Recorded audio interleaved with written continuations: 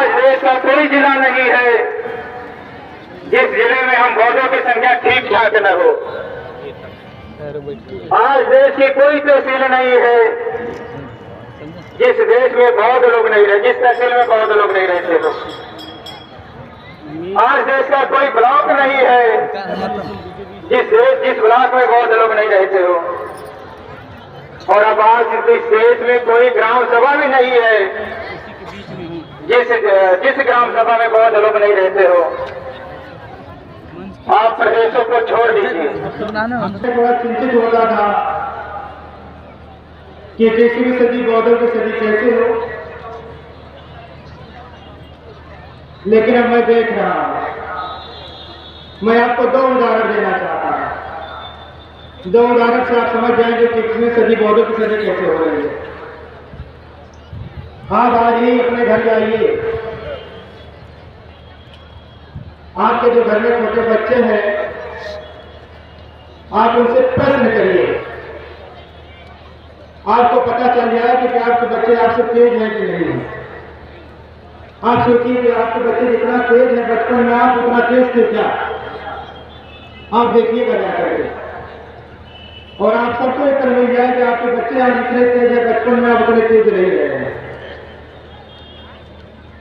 देश में टेक्नोलॉजी बहुत तेजी के साथ बढ़ रही है, देश में विज्ञान बहुत तेजी के साथ बढ़ रहा है, देश में शिक्षा का स्तर भी बहुत तेजी के साथ बढ़ रहा है। और जैसे विज्ञान टेक्नोलॉजी शिक्षा बढ़ रहा है, आप विश्वास करिए आने वाले 20 सालों के अंदर आपके बच्चों के सामने 2 विकल्प होगा, या तो आपके बच्चे नास्तिक हो जाएंगे, नहीं तो आपके बच्चे बौद्ध हो जाएंगे। और मैं कह रहा हूं नास्तिक होना भी बौद्ध होना है। जो नास्तिक होता है वो विज्ञान को मानता है, और हम बौद्ध लोग किसको मानते हैं? ज्ञान विज्ञान को भी मानते हैं ना। तो नास्तिक हमारा छोटा भाई ही है। और पूरी दुनिया में नास्तिकता बहुत तेजी से बढ़ रही है, या तो बौद्ध धर्म बढ़ रहा है, नहीं तो लोग नास्तिक हो रहे हैं। एक उदाहरण और देखिए, जैसे जितने भी विपश्यना सेंटर हैं आप जाकर के देखिए, सब वेटिंग में है। और जितने भी विपश्यना करने वाले लोग कभी जाइए सुबह जानते होंगे, तो गए हम तो जानते होंगे, जो नहीं गए वो जाकर के देखिए। अगर किसी भी विपश्यना सेंटर में 100 लोग ध्यान करने बैठे हैं तो आप जाकर के देखिए तो 80 लोग कौन ध्यान कर रहे हैं वहां पे। या मेरा कहने का मतलब 20% भी दलित पिछड़े समाज के लोग नहीं हैं, यानी 80% कौन लोग बैठ के ध्यान कर रहे हैं? वो लोग बैठ कर ध्यान कर रहे हैं जिनके बच्चे देश में जातिवाद का आग लगा रहे हैं, या जिनके बाप दादा देश में सांप्रदायिकता का आग लगा रहे हैं। उन सबको भी विश्वास हो चुका है कि देश जलने वाला है, परिवार जलने वाला है, बचाएंगे भगवान बुद्ध। और लोग हमारे यहाँ करके वो उचित सरल स्तर की तलाश में है। और जो एक बार ध्यान करके जाता है वो अपने आप को बौद्ध कहे नहीं कहे ये बात अलग हो सकती है, लेकिन फिर भगवान बुद्ध के बारे में बहुत तेजी के साथ बहुत धर्म बढ़ रहा है। मैं आप लोगों से बात और कहना चाहता हूं। श्रावस्ती में भगवान बुद्ध एक धम्म सभा को संबोधित कर रहे थे। भगवान बुद्ध ने कहा कि मेरे पुत्रों, अकेले होकर के नहीं मरना, नहीं तो धर्म समाप्त हो जाएगा। भगवान बुद्ध का कहने का मतलब था कि जो भिक्षु लोग हैं वो अपने जीवन में किसी न किसी को भिक्षु बनाकर मरे। जो भिक्षुनियां हैं अपने जीवन में किसी न किसी को भिक्षुनी बनावे। जो उपासक लोग अपने जीवन में किसी न किसी को उपासक बनावे,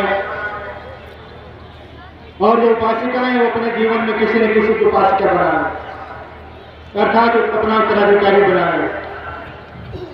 बस्ती के लोगों, आप श्रावस्ती के पास है, आप ये तय करके जाइए कि आप अकेले होकर के नहीं मरेंगे, और आप एक संकल्प लेकर के जाइए, आप एक बात समझ करके जाइए। मैं बहुत सारे मंचों से कहता हूं, आदमी तब मरता है कि वो चाहता है। आदमी तब तक नहीं मरता जब तक वो नहीं चाहता है। आप तब तक नहीं मरेंगे जब तक आप नहीं चाहेंगे, और आप उस दिन मर जाएंगे जिस दिन आप चाहेंगे। मैं भी तब तक नहीं मरूंगा जब तक मैं नहीं चाहूंगा, और मैं उसी दिन मर जाऊंगा जिस दिन मैं चाहूंगा। मेरा तो एक संकल्प हो चुका है, और आप हमारे जिले के लोग हैं, इसलिए आप भी संकल्प लीजिए। हालांकि मैं जिले वाले की बात बहुत मानता नहीं, उसमें बस मुंह से निकल गया कि आप हमारे जिले के लोग हैं। हमारी हमारी हमारी जो जड़ें हैं वो चीन तक पहुंची हुई हैं, हमारी जो जड़ें वो जापान तक हैं, हमारी जड़ें श्रीलंका तक हैं, हमारी जड़ें बर्मा तक हैं, हमारी जड़ें कंबोडिया की दुनिया में न जाने कहां तक हमारी जड़ें पहुंची है, और जहां तक हमारी जड़ें पहुंची हमारे लोग हैं। और हमारे बौद्ध धर्म के लिए कोई बाउंड्री होना भी नहीं चाहिए। अगर हमारा बौद्ध बस्ती में है और हमारा कोई बौद्ध अफगानिस्तान में है, तो हमारा भाई अफगानिस्तान में है, हमारी जड़ें अफगानिस्तान पे है, तो हम अफगानिस्तान को अपनी बाउंड्री मानते हैं। आप मेरे साथ एक संकल्प लीजिए। मैंने संकल्प लिया हुआ है कि मैं तब तक नहीं मरूंगा जब तक मैं नहीं चाहूंगा, और मैं तभी मरूंगा जब बाबा साहब अम्बेडकर के सपनों का भारत बुद्ध में भारत बनता है। और मुझे तब तक नहीं मरना जब तक बाबा साहब अम्बेडकर के सपनों का भारत बुद्ध में भारत नहीं बनता है। आप सबको संकल्प लेना होगा, आप तब तक नहीं मरेंगे जब तक बाबा साहब अम्बेडकर के सपनों का भारत बुद्ध में भारत नहीं बनता है। इन्हीं सब बातों के साथ आप सबके सुखी जीवन की मंगल कामना करते हुए मैं हमारी सांसद जी कहाँ दिख रहे हैं?